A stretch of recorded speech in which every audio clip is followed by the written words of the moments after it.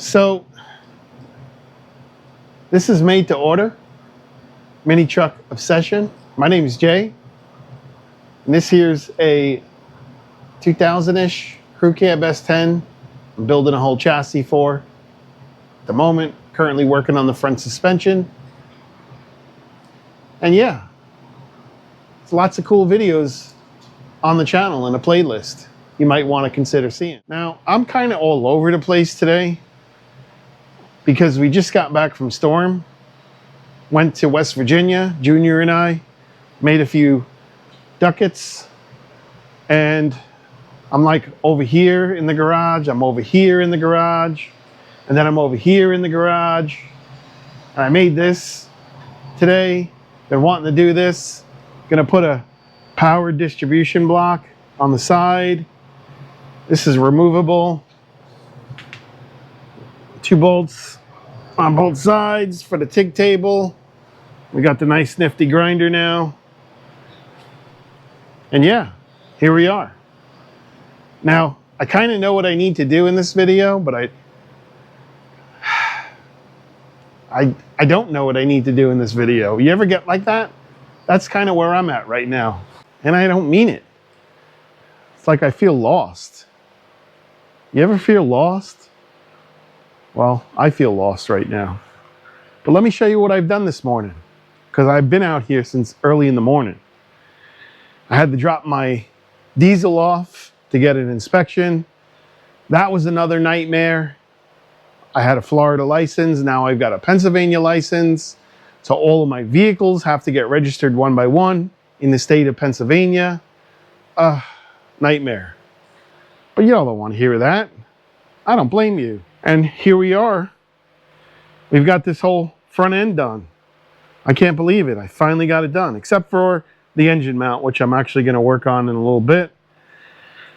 But I finished closing it off, grinding it up, doing some metal finishing, cleaning it up. Nothing too fancy. Our half moons are welded in.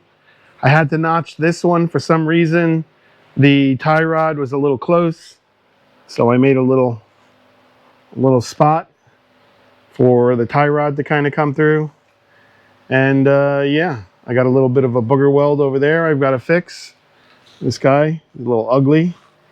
But yeah, there's a lot of work in this front suspension here. And if you want to check it out, I suggest you go back on the playlist and take a look at it. It's a lot of great knowledgeable content on this channel. I'm just saying. Just saying. So here we are. I'm lost. I'm still lost. I'm going to put the camera down for a little bit. Maybe I can conjure up some sort of, I don't know, part I got to work on. Oh, drive shaft is ready. My guy called me, said, hey, why don't you come pick this drive shaft up? I said, yeah, not today. We'll do it tomorrow. So I'm going to run out to Harrisburg and pick up my drive shaft for the crew cab build. 2-piece, hanger bearing, rear end's got a slip yoke. Real nice drive shaft. So anyway, I'm going to put the camera down because it's that time. So I'm running into a little bit of an issue, not a major issue, because I wanted the shaft longer going into the steering column. The shaft itself is just a little too long for me right now, so I'm loosening up this bolt to push the rack out of the way so I can try and get this inside of here, and I don't know if I'm going to be able to do it. Can we do it? Yeah, no. Well, I guess now I could show you all what I did instead of trying to fight this, or I could just loosen this rack all the way and let it hang. It should go in. Let's try that one last time. One last time.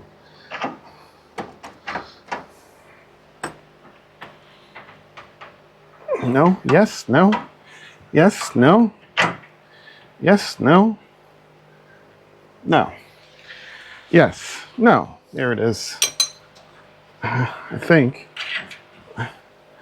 Oh, see? There we go. Okay.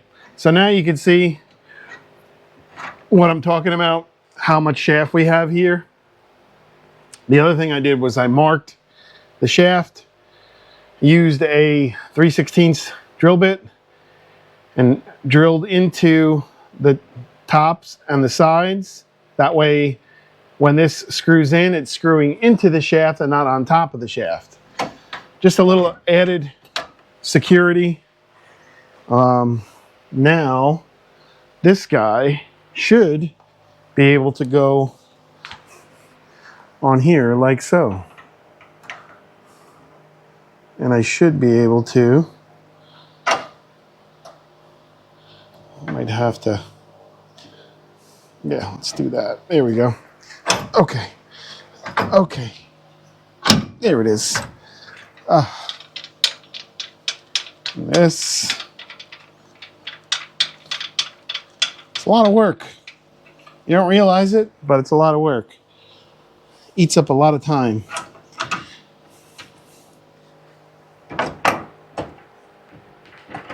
There it is. Okay. Okay. So, I'm gonna put my shaft at the top. I lost my Allen key. Alrighty. Got my Allen key. I'm losing my marbles, guys. It's getting late in the day, that's why. It is getting late in the day. So, sir, this is gonna go here, like so. That's gonna go there. This is gonna go here. And that's it. We got our steering mocked up. Pretty excited about this. This has been a long, drawn out process of repetitiveness, marking up my shafts so I can drill the holes, countersink. There we go. There it is. Now our shaft has some wiggle room to float inside of the steering column, and life is good. I like it. I'm buying it. Are you buying it? You buying what I'm selling? Yeah. I am buying what you're selling. Honestly, I don't know. I think it's about it. I think I'm going to call it for today. And yeah, tomorrow we'll go and pick the dry shaft up. I think that's the plan, and I'm going to stick to it.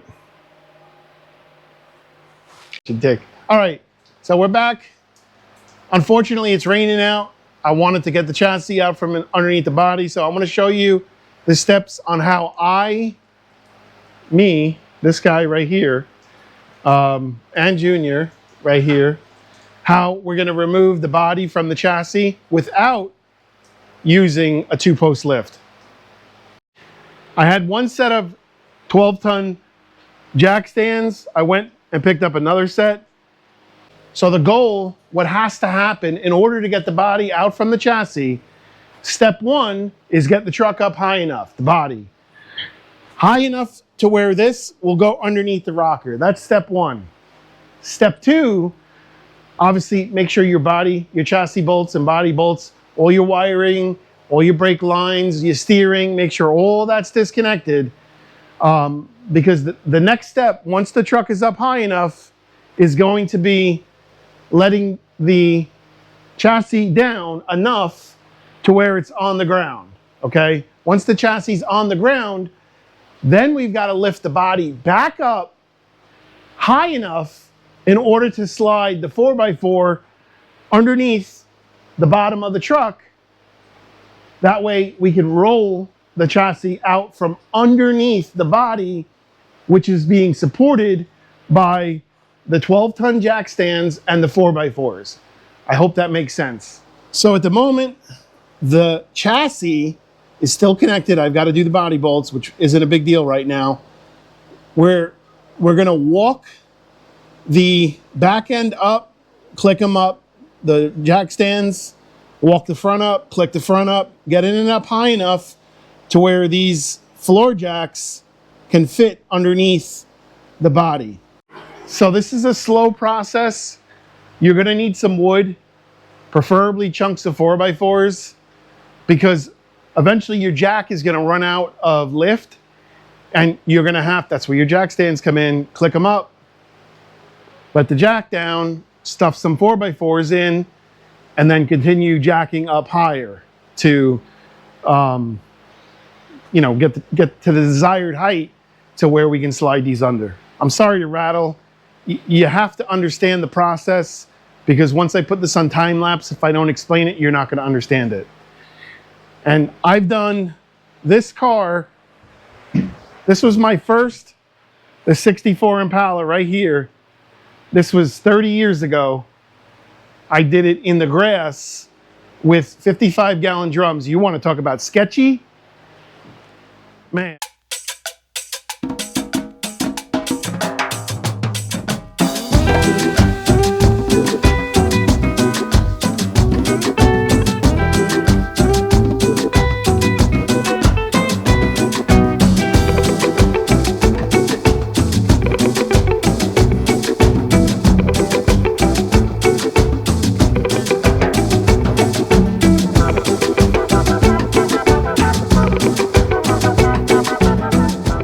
At the moment, you can see the body has plenty enough clearance underneath the truck. We're going to slide the jack stands underneath the cab, and then once the cab is secured by the jack stands, then we can slowly come down on the chassis until the chassis is on the ground. I can't emphasize this enough. Obviously, safety is first. And this is absolutely not something you can rush. It's little by little front, little by little rear, little front, little rear, little front. You can't do too much at once, because the chassis will want to slide down the jack stand, and then you're going to be in a world of shit quickly. So the entire time, my son and I have been counting the fingers. The fingers match 1, 2, 3 on this side, 3 on that side, and so on and so on.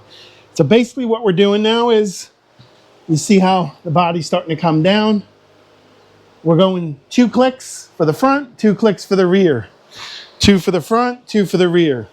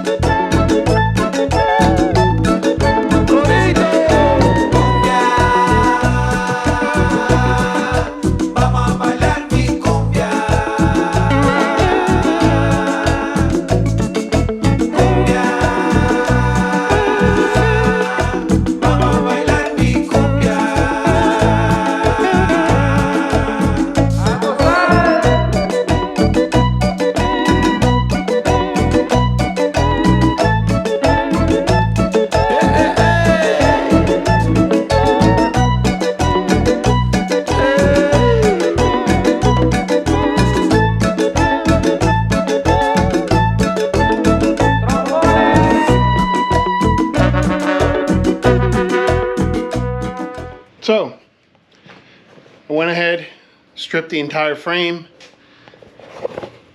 all the stuff, suspension related, anything related, stacked it in a pile, labeled it. We're gonna flip the frame over and metal finish the bottom side of the chassis. There's all sorts of spots that I missed, obviously because the frame is on the table. So once the bottom side is all finished, flip it back right side up, clean it down, take any kind of stickers off, do a little metal finishing on the chassis, and gonna paint from here all the way up. Gonna install brake lines, fuel lines, all that stuff. Probably gonna do it on the outside, right in here, like so. Maybe what I'll do is cut through the chassis with a tube and feed them through, or I don't know, haven't figured that out just yet, because you got the cross member here, then you're gonna have your exhaust. You know the drill, 10 pounds of shit in a 5-pound bag. That's how it is, man. It's pretty cool. Pretty cool. So guys, that's gonna do it for the video. I hope you enjoyed it. Maybe you learned something, how to do the removal of the body chassis combo in your own garage. It's not that hard. You just need patience, lots of blocks of wood, multiple jacks, multiple jack stands, some 4x4s. Pretty straightforward. It's not rocket science. I encourage you, remove your body off your chassis. It's not that big of a deal. Have a wonderful day. We'll catch you on the next one. Take care.